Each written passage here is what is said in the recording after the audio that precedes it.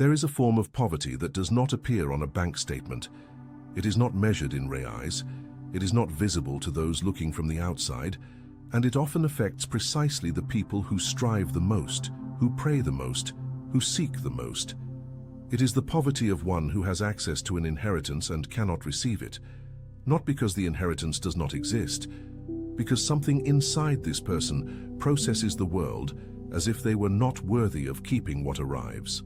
If you have ever caught yourself sabotaging a good opportunity without understanding why, minimizing an achievement at the moment you should be celebrating it, or feeling like an imposter in a place where you clearly belong, this video is for you. Because the problem is not the absence of blessing, the problem is an internal system that was calibrated for scarcity and that continues to operate at that frequency even when the surrounding environment has already changed. I will show you how this system is installed, what the scriptures say about it with a precision that will surprise you, and the concrete steps to recalibrate. But there is a revelation in the middle of this video that most people in the spirituality niche completely ignore, and which explains why so much teaching on prosperity and blessing produces temporary results but does not produce lasting transformation. If you haven't subscribed to the channel yet, do it now. Here we don't stay on the surface layer. Subscribe and activate the bell. Let's start with a data point that will contextualize everything that follows. Sebre published a study on the entrepreneurial mindset in Brazil that identified a disturbing pattern among Brazilian adults over 35. The overwhelming majority could identify opportunities in the environment. They saw the opening, understood the potential, recognized that there was room for growth, but a significant portion of these same people reported an inexplicable internal resistance when it came time to move forward. Attention, you need to prepare now. I put together an exclusive resource for those who feel set apart for something greater, but live surrounded by noise, distractions, and mental overload. This is a 30-day journey that will transform your life, a guided path to armor your mind and prepare for what's coming, with daily practices of focus, boundaries, and discipline. Stop negotiating with the noise. Learn to spot distractions before they control you and strengthen your mind. Also available in an immersive audio version. Over 10,000 readers have already transformed their lives through the 30-day journey. Thousands of people have already started this transformation. People like you who were tired of living in the fog, ordinary people who decided to stop accepting mental chaos. Take advantage of this limited time offer only this month. Access your link just below in the pinned comment. Not a lack of competence, not a lack of resources, a kind of lock that they described as "it's not my turn yet" or "I'm not ready for this yet." Researchers at Endeavor Brazil who study this phenomenon use the term deferred deservingness syndrome, the belief that reward, recognition, or abundance belongs to a future self, more prepared, more deserving, who has not yet arrived. And while this belief operates, the person acts consistently with it. They retreat in the face of opportunity, minimize what they conquer, and wait for one more cycle of preparation before positioning themselves as someone who has a right to what is available. The most impactful data. This belief is not correlated with education level, current income, or history of achievements. Highly qualified people with proven trajectories and objective results reported the same pattern in similar proportions. Deferred deservingness is not the result of actual incompetence. It is the result of an installed belief system that operates autonomously, independent of external evidence. In neurological terms, what researchers at Princeton University describe as a scarcity mindset, the set of cognitive processes that activates when the brain has internalized the belief that available resources are fundamentally insufficient for present needs, produces a measurable effect on cognitive function. The brain in scarcity mode allocates disproportionate cognitive processing to the management of perceived lack, reducing the capacity for long-term planning, perception of opportunities, and strategic decision-making. It is like operating a computer, with the RAM memory almost entirely occupied by a background process. The machine works, but below its real potential, with a slowness that has no relation to the hardware specifications. The belief of scarcity does not just describe a reality. It creates a reality that confirms itself. And it is exactly this cycle that the scriptures describe, with a specific character, in a specific parable which rarely receives the analysis it deserves. Everyone knows the story of the prodigal son. The younger son, who asks for his inheritance in advance, goes far away, wastes everything, and returns home expecting to be received as a servant. The father, who runs to meet him, restores his identity and orders a feast. But there is a second character in this parable that Jesus places with a very specific intention, and whom most preaching and spiritual content treats as a moral appendix, a quick negative example before closing with the joy of the younger brother's restoration. The elder son. When the elder son returns from the field and hears the music and dancing of the feast, he calls a servant and asks what is happening. The servant explains, "Your brother has returned. Your father ordered the fattened calf to be killed." And the text says that the elder son became angry and would not go in. The father goes out to call him, and the elder son responds with a phrase that is one of the most honest psychological documents in the entire Bible. "Look, all these years I have been serving you, and I never disobeyed a command of yours. Yet you never gave me even a young goat so I could celebrate with my friends." Pause here, because what the elder son is describing is factually incorrect, and he does not know it. The father responds immediately, "Son, you are always with me, and everything I have is yours." Everything I have is yours. Present tense, permanent state, not a future promise, a declaration of present reality that the elder son was operating completely oblivious to. He had access to the entire inheritance the whole time. He never needed to ask. He never needed to wait. The feast with friends that he described as something that was never given to him was available to be summoned at any moment. The father had not denied it. The elder son simply had not operated from the identity of an heir. He had operated from the identity of a servant. "All these years I have been serving you, and a servant does not summon a feast. A servant fulfills a task and waits for a future reward for the service rendered." The elder son was not outside the father's house. He had not wasted anything. He was on the inside the whole time, and yet he operated with a mindset of scarcity and deferred deservingness that kept him distant from everything that was available to him. This is the central paradox of this episode, and it is the paradox that Paul resolves with surgical precision at the beginning of the letter to the Ephesians. Click like now if you are recognizing something of the elder son in yourself, not as judgment, as recognition, because it is only from recognition that the system changes. Click like. Ephesians Cantum 1 verses 3 to 14 is possibly the densest text on identity and spiritual inheritance in the entire New Testament. In Greek, verses 3 to 14 are a single continuous sentence, the longest in classical Greek literature, according to some scholars, as if Paul could not stop adding layers to what he is trying to describe. And he opens this sentence with a declaration that completely inverts the logic of deferred deservingness. The word he uses is eulogia, translated as blessing, but the Greek composition is more precise. Good, plus logos, word or reason. Eulogia is literally the good word, the favorable saying, the established positive declaration. And Paul does not say that the eulogia is on the way.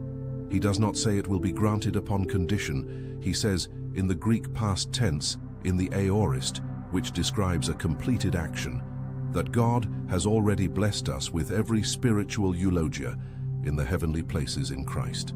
Already blessed us, completed. Every eulogia, not a selection, not a part proportional to effort, all. And then Paul adds the word that changes the structure of the entire sentence, kathos, which means as, just as he chose us before the foundation of the world. The eulogia does not start with you, it starts before you. It is anchored in a decision that precedes your existence. Therefore, it cannot be conditioned on your present performance. This is the exact opposite of deferred deservingness. It is not a blessing you earn. It is an inheritance you receive when you understand to whom you belong. The word Paul uses for this concept of inheritance in Ephesians 1 is kleronomia. The root is kleros, the designated portion, the allocated lot, plus nomos, law or ordinance. Kleronomia is the inheritance that has been legally designated. It is not a gift that can be withdrawn if the giver changes their mood. It is a legal allocation, established, recorded. And the text says that the Holy Spirit is given as arabon, a Greek commercial term meaning deposit, guarantee, a sign that the rest will be delivered. The Spirit as the legal guarantee of the kleronomia. In contemporary language, Paul is describing not an emotional promise but an established legal structure. You are not waiting for the blessing to be granted. You are learning to operate from an inheritance that has already been legally registered in your name. The elder son did not have a problem with a lack of inheritance. He had a problem with operational identity. He acted like a servant because he thought like a servant, despite being an heir by birth and by the Father's declaration. Right now in the comments, it is already mine, not as a declaration of magical prosperity, as an alignment of identity. You are signaling to yourself that you are changing the point of operation, not from the servant who waits for reward, but from the heir who learns to receive what has already been designated. Right, it is already mine. Now I need to take you to where the most important revelation of this video is. And it is here that most teachings on blessing and prosperity, even the well-intentioned ones, make the mistake that produces temporary results but does not produce transformation. The problem is not just limiting beliefs in the abstract sense. The problem is a specific, neurologically documented mechanism that is installed in childhood and adolescence through repeated experiences of scarcity. Not necessarily material scarcity, but emotional scarcity. Scarcity of approval, scarcity of security, and which then operates autonomously, processing the adult world through the filter that was built in the childhood world. Psychologist Carol Dweck of Stanford University, whose work on mindset is a reference in psychology programs at PUC Rio and other Brazilian universities, identified two fundamental patterns of cognitive processing regarding resources and capabilities. The fixed mindset operates from the belief that resources, talents, opportunities, merits are fixed and finite quantities, and therefore every advance by another represents a decrease in what is available to me. The growth mindset operates from the belief that resources are expandable, that another's success does not diminish my space, that capacity and opportunity develop. But what Dweck identified, and which is rarely cited in popular summaries of her work, is that the transition from a fixed mindset to a growth mindset does not happen just through intellectual conviction. A person can learn the concept, agree with it rationally, preach about it to others, and still continue to operate from the old pattern in situations of real pressure, because the old pattern is installed at a deeper level than conscious reasoning. In neurological terms, the limbic system, where emotional patterns are stored, is not accessed by the prefrontal cortex during situations of high emotional load. Conscious reasoning literally loses access to the control system when the pressure is intense enough. And it is exactly in these situations, when the real opportunity appears, when the decision truly matters, when the risk is concrete, that the old pattern takes over. This is why you may have read all the books on abundance mentality, listened to all the podcasts, made all the positive declarations, and still retreat at the decisive moment. It is not a weakness of character. It is that you are trying to change the pattern at the wrong level. What the Old Testament calls the heart, in Hebrew lev, is not the seat of sentimental emotions. Lev is the center of the integrated personality, cognition, emotion, will, and identity operating as a unit. When Proverbs 4:23 says, "Above all else, guard your heart, for everything you do flows from it," the instruction is not about feeling. It is about the central processing system from which all action and all perception emanate. The lev that was formed in an environment of scarcity produces perceptions of scarcity, decisions of scarcity, and relationships of scarcity. Not because the external reality is scarce, but because the central processing system is calibrated to see and confirm scarcity, where it exists and where it does not exist. And it is the lev that needs to be transformed, not just the superficial beliefs. There is a character in the Old Testament, whose story of Lev transformation is documented with a richness of detail that few biblical episodes equal. A man who began with a Lev calibrated for scarcity, competition, comparison, accumulation out of a need for survival, and who went through a process that Jewish tradition describes as the most complete transformation of identity recorded in the scriptures. His name is Jacob.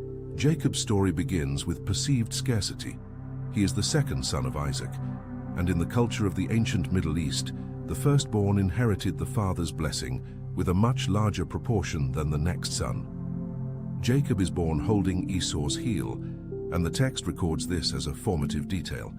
He arrives in the world in a position of perceived disadvantage, and he spends the first decades of his life operating from that perception, negotiating, manipulating, accumulating out of fear that what exists is not enough for both, that what belongs to the other is essential for him to survive. He buys Esau's birthright for a bowl of lentils. He deceives his blind father to receive the firstborn's blessing. He flees the consequences. He works 14 years for Rachel and feels he still does not have enough. He accumulates flocks with ingenious strategies. The pattern is consistent over decades. An intelligent, hard-working, capable man, operating from a Lev that processes the world as a place of competitive scarcity where enough is never guaranteed. Until the night at Peniel. In Genesis chapter 32, Jacob is about to reunite with Esau, who is coming to meet him with 400 men. Jacob divided his possessions into two groups to minimize loss in case Esau attacked. He is in maximum scarcity management mode. And on that night, a man appears and wrestles with him until dawn. What happens in this struggle is decisive. The man asks to be released at dawn.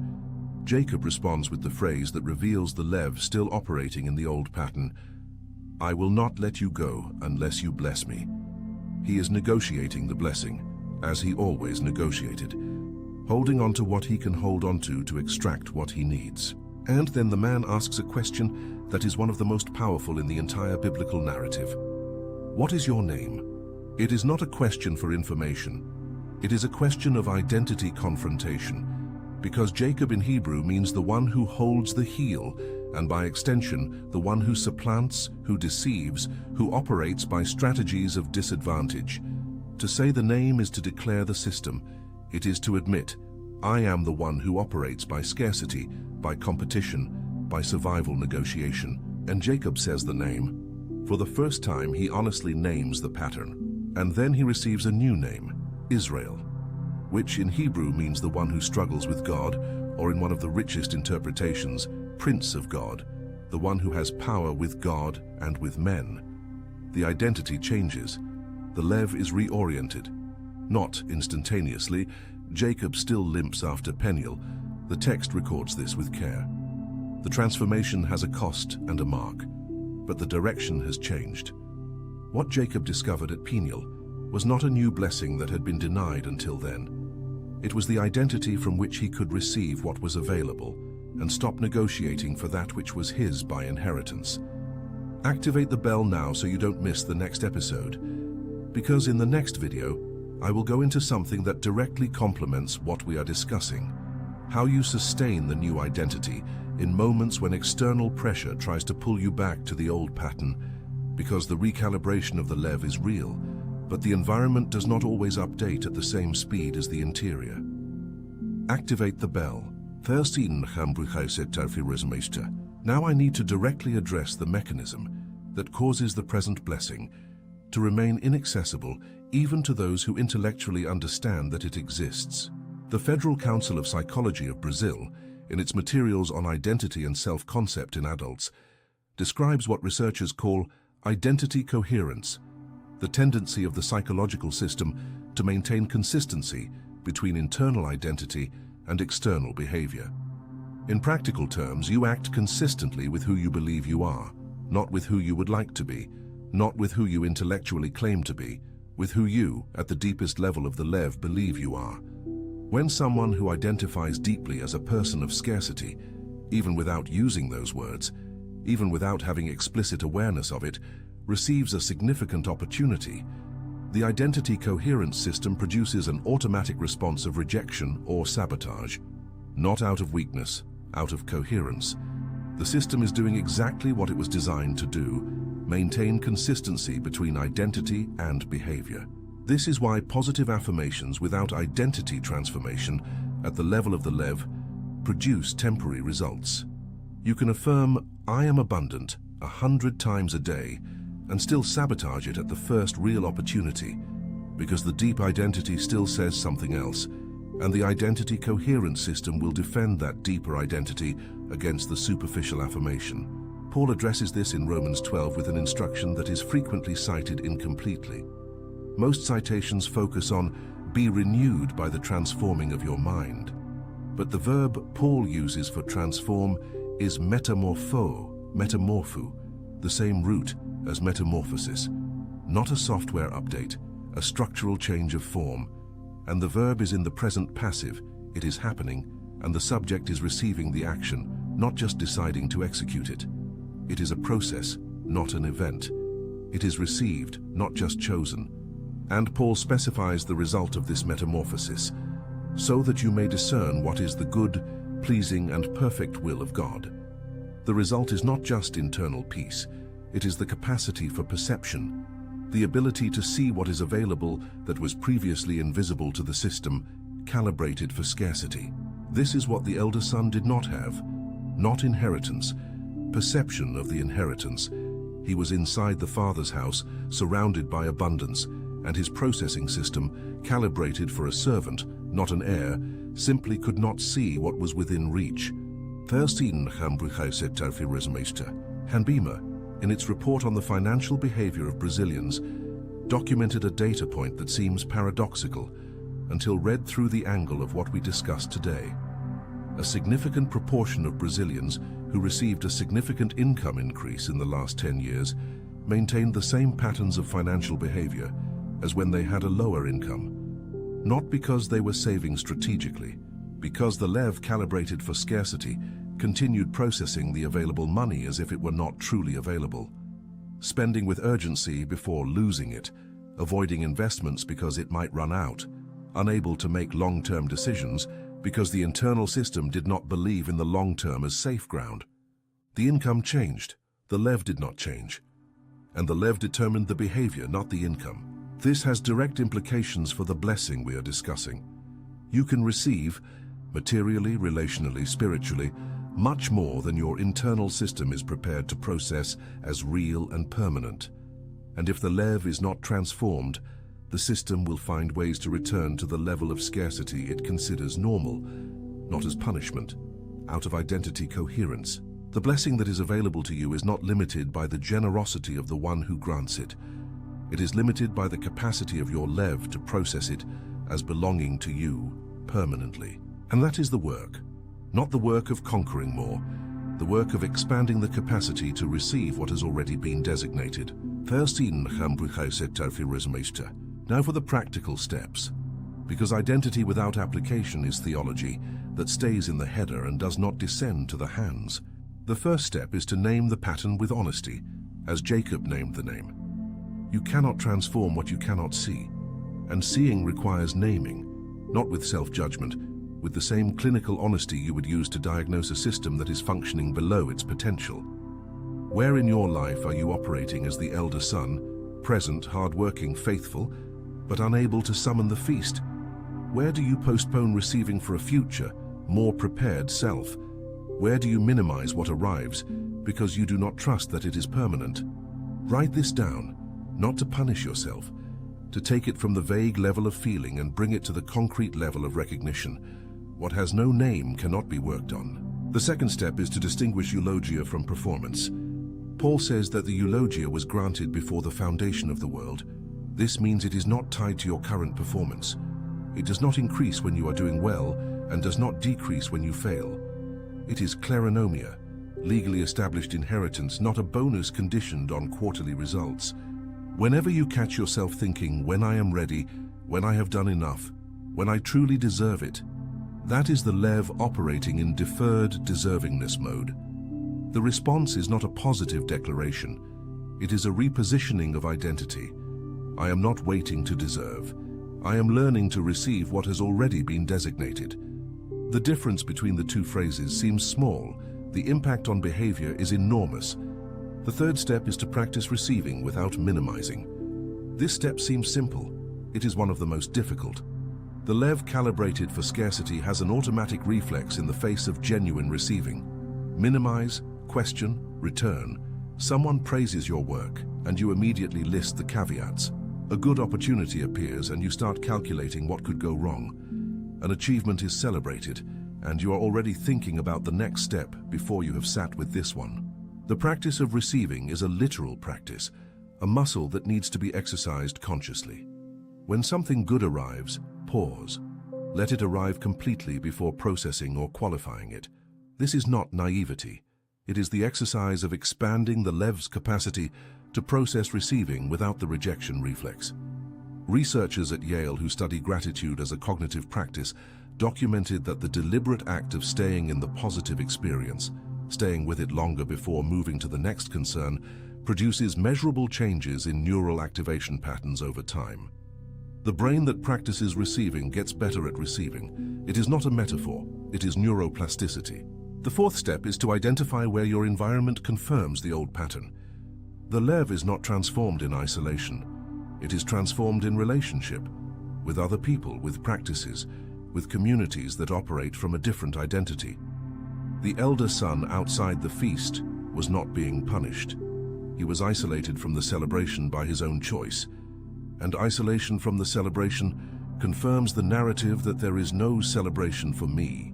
Which environments around you consistently operate from a Lev of scarcity, comparison, competition, mutual minimization, the belief that one's success diminishes another's, and which operate from a Lev of inheritance, genuine celebration of another's achievement, belief in expandable abundance, identity as an heir and not a servant competing for position. You cannot completely control which environments you frequent, but you can make more conscious choices about where you invest attention and time, and about which relationships you cultivate with more intention. The Lev is formed in relationship. It is transformed in relationship as well. The fifth step is to practice what the scriptures call action from identity, not to deserve, but because it already belongs. The younger son, when he returned home, returned expecting to be treated as a servant, and was treated as a son. The father did not wait for him to deserve the treatment of a son. He declared the identity and acted from it immediately. The best robe, the ring, the sandals, the fattened calf. The treatment as an heir preceded any reconstruction of performance. This has a practical analog in your life. There is an area, a specific one, where you know you are acting as a servant instead of an heir, waiting for permission that will never come from the outside, waiting to feel deserving in a way that the internal system calibrated for scarcity will never let you feel completely. Waiting for a level of preparation that deferred deservingness will always shift a little further into the future. Identify that area and take a small but concrete action from the identity of an heir, not because you feel ready, but because the kleronomia has already been established, and the next step is to act in coherence with it. Action from identity, not performance to conquer identity. The sequence matters. Let me tell you what is at stake beyond your individual situation. There is a collective impoverishment that happens when people with an inheritance operate as servants. Not just personal impoverishment, impoverishment of what could be transmitted, built, left for what comes after. The elder son who did not enter the feast was not just losing his celebration. He was losing the opportunity to be part of his brother's moment of restoration. His servant identity not only blocked him from receiving, it blocked him from fully participating in what was happening around him. The Lev calibrated for scarcity contracts not only the capacity to receive, it contracts the capacity to give, to contribute, to be part of something larger. Jacob, after Peniel, after the transformation of the Lev, fathered the 12 tribes of Israel. What was born after the metamorphosis was not just personal. It was genealogical, historical, with an impact that extended for generations. What was blocked by Jacob's Lev was not just the personal piece of one man. It was what that man could generate when he finally operated from the right identity. IBGE published data on social mobility in Brazil. showing that the transmission of financial behavior patterns and deservingness identity between generations is one of the most consistent factors in the perpetuation of both poverty and abundance. Not the transmission of money, the transmission of lev. The child who grows up in an environment where abundance is processed as temporary and suspicious tends to process abundance the same way. The child who grows up in an environment where inheritance is real, permanent, and to be managed tends to operate from that identity. What you are doing when you transform your lev is not just for you. It is for what will emanate from you, in the decisions you will make, in the people you will influence, in what you will transmit. If this video named something that was nameless in your experience, share it with someone you know who is operating in the pattern of the elder son, present, hard-working, faithful, and yet unable to enter the feast. You might be the one who delivers the missing key. Share it. Let me close with what you have learned here. You learned that the most common problem is not the absence of blessing. It is a lev calibrated for scarcity that processes the world in a way that confirms perceived scarcity, even when external reality has changed. You learned that the elder son had access to the entire inheritance the whole time, and that the father had never denied the feast. The elder son simply had never summoned it because he operated from the identity of a servant, not an heir. You learned that Paul in Ephesians 1 uses the completed past tense in Greek to describe the eulogia. It has already been granted, and that kleronomia is legally designated inheritance, not a performance-conditional bonus.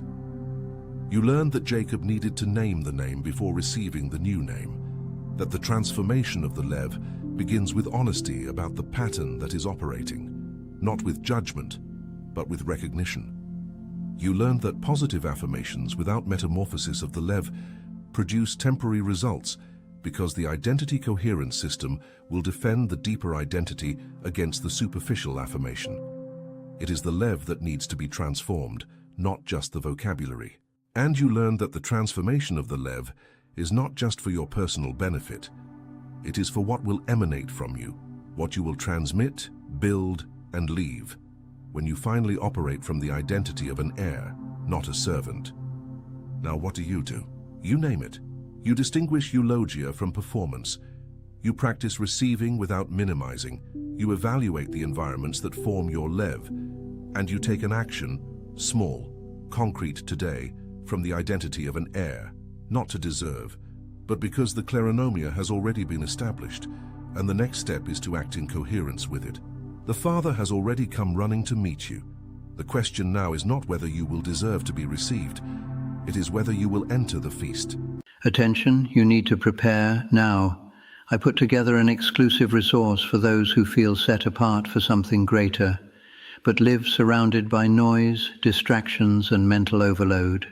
This is a 30-day journey that will transform your life, a guided path to armor your mind and prepare for what's coming, with daily practices of focus, boundaries, and discipline. Stop negotiating with the noise. Learn to spot distractions before they control you and strengthen your mind. Also available in an immersive audio version. Over 10,000 readers have already transformed their lives through the 30-day journey. Thousands of people have already started this transformation. People like you, who were tired of living in the fog, ordinary people who decided to stop accepting mental chaos. Take advantage of this limited time offer only this month. Access your link just below in the pinned comment.